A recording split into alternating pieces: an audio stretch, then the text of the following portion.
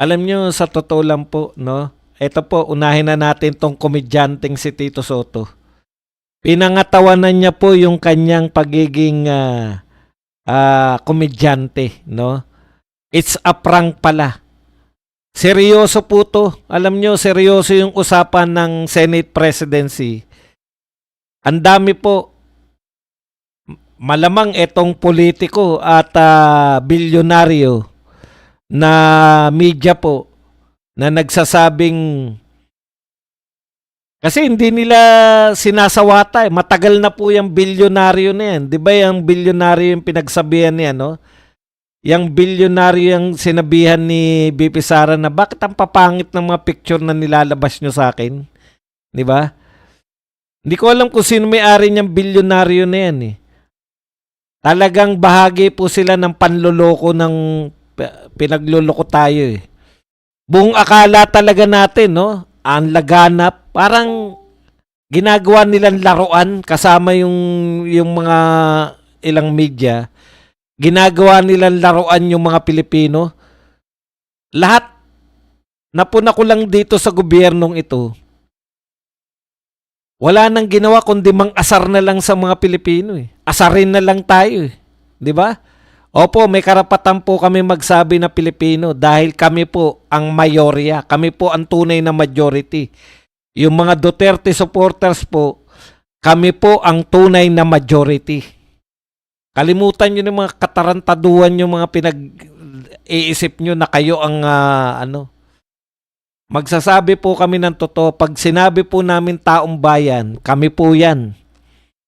Yung mga maka-Duterte, yung mga anti-Marcos, yung mga anti-Dilawan, yung mga pro-war on drugs. Yan po ang tunay na kami po ang may karapatan na magsabing mga mamamayang Pilipino. Okay, sa totoo lang po, hindi po ba napakalaking insulto na sa amin na pinaglalaruan niya lang kasi kay Enrique Rason yan? Talaga?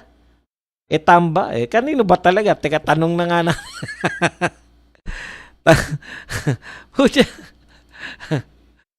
Paniwalang paniwala. Talagang sa kanila hindi na po yung paglilingkod eh. Dito sa mga nasa gobyerno eh. Wala na silang pakialam sa paglilingkod eh. Ang gusto na lang nila, asarin ng taong bayan. Ayaw nyo sa amin. Ha? Sige, lahat ng pagkakataon na aasarin namin kayo.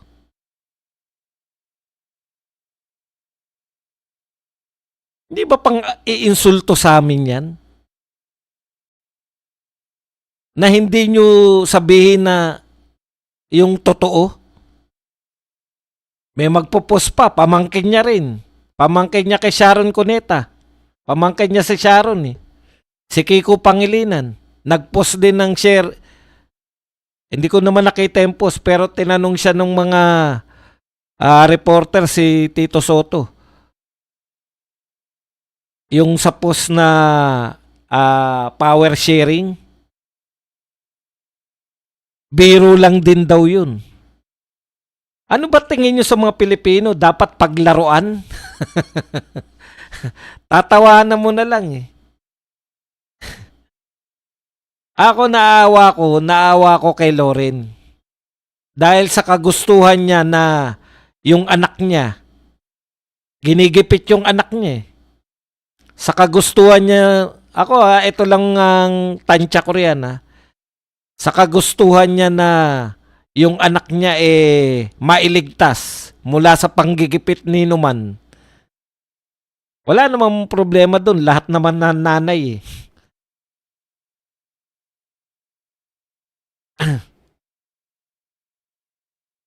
Lahat naman ng nanay gustong maligtas yung mga anak nila. Gustong protektahan yung mga anak nila. Walang problema doon. Kaya lang nagmumukha ka ng tanga, Loren Legarda. Hindi ka naman komedyante. Bakit nakikisama ka sa panloloko sa mga pangpaprank? Okay ba yan sa tingin mo? Ikaw, alam mo, Loren Legarda, nakilala ka namin kahit sa dati mong profesyon na sa ABS-CBN ka. Kilala ka bilang anong tawag dyan? Seryosong periodista, seryosong media. Hindi ka namin nakilalang bakit talaga pumayag ka na paglaruan, nakasama ka sa maglalaro sa mamamayang Pilipino?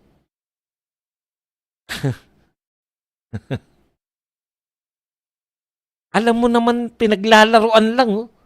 Alam mo na yung pag-upo mo ron, tapos tatawagin kang Madam President. Hindi namin alam. Nang aasar na lang kayo sa mga Pilipino. Oo. Pero ramdam nyo, Tito Soto. Ramdam mo, Tito Soto, Loren Legarda, Pampilo Lacson, na ayaw na sa inyo ng mga tao. Ramdam nyo yan, kaya ginagawa nyo na lang laruan, pinaglalaroan nyo na lang. Alam nyo, insultong-insulto ko kanina nung na-realize ko na lumabas si Soto na tawa ng tawa.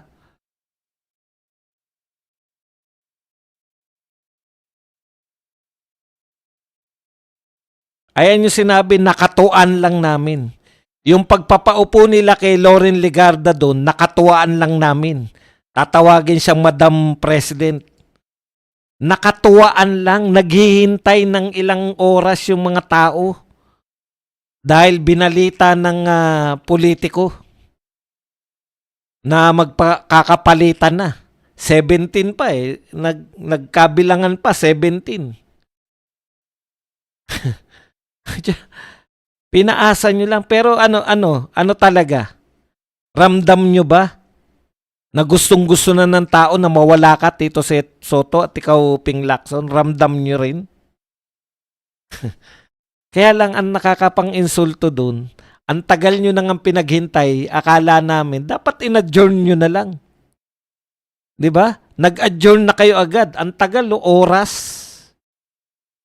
Buong akala namin, pagbabalik ninyo, eleksyon na. Tapos, nung bumalik kayo, tatawa-tawa pa sila eh.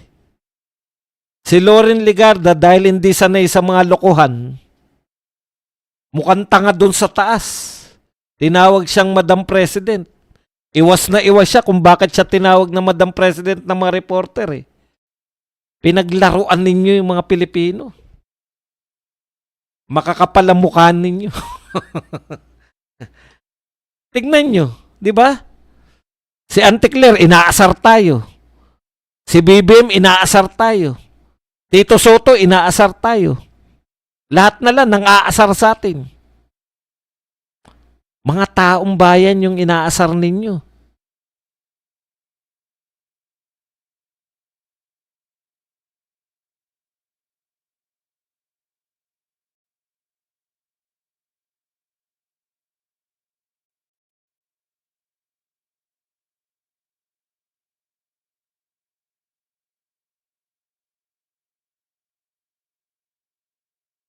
Pero alam nyo, totoo yung threat sa kanila eh. Bakit? Eh, nagpa-picture sila kanina, oh, the majority, 10 lang. Oh, asa na yung mga bilyar? Alam nyo mga bilyar? Alam naman namin kung bakit kayo bumaliktad eh. Dahil ginigipit kayo eh. O ngayon, ginigipit pa rin kayo. Di ba? Kakampi pa rin kayo, ginigipit pa na kayo, di ba? Ginagawang bargaining sa inyo yung mga kakasuhan kayo. Ang pangit ng ano nyo, ang pangit ng papel ninyo mga bilyar, kayong dalawang bilyar.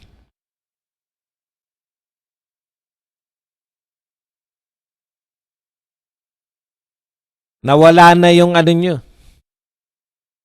Ay, ganun talaga pag kompromiso eh. Pag marami rin kayong mga pinaggagawa, makukompromiso talaga kayo. Akalain mo bang ano yan, mga yan? Yung mga bilyar, magma-majority yan? Siyempre, hindi magma-majority yan sa normalan. Eh, kaso, nilatagan sila ng mga posibleng kaso eh. Ganyan talaga pag kaya mahirap pong pagtiwalaan yung mga politikong kayang-kayang baliktarin eh. Marami pong ano yan, maraming mga kalokohan yung mga yan, kaya sunod-sunuran sa majority. Nakakabuisit talaga. Buong akala natin ano na eh, no, pinaasa tayo eh, no. Ang daming mga media report, ang dami talaga. Talagang yung media talaga bahagi ito. Ano, masaya na kayo. Masaya na kayo na nakapang-asar kayo. Tito Soto, masayang masaya ka. Tawa ka ng tawa sa ano, no? Nakatuwaan lang daw. Nakatuwaan lang. Meron pong si Kiko Pangilinan, hindi naman komedyante yan. Nag-post daw ng power sharing. Oh. Tapos, meron pa silang sinasabi ngayon na before matapos yung 20th Congress, pa-open nila si Loren Legarda. Walang alam si Loren Legarda. Ginagamit yung pangalan ni Loren Legarda. Wala namang kamalay-malay yung isa. Correct, kinikengkoy ninyo. Mahirap talaga pag komedyante. Komedyante, no? Antindi ng kasalanan mo. Biruin mo, ngayon lang po may Senate President na direktang bumangga sa Supreme Court. Oh, hindi mo na pinapanawagan yung Chacha, no? Walang sumuporta sa iyo, no? Kengkoy ka masyado kang oo, galit kami kasi wala namang palang katotohanan, ginagago nyo pa kami. Pero posible talaga kayong mawala sa pwesto. Biruin mo, 10 lang nagpa-picture. O palagay mo nang wala si Rapi Tulfo dun. Sama mo na si Rapi, 11. 11 kayong solid.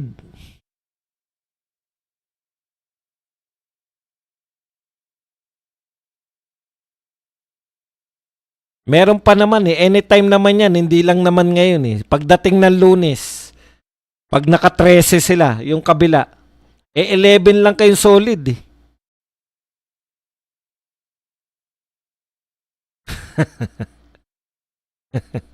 Okay, punta na po tayo rito nakakapanggigil kasi. Pinaasa ka lang. Okay,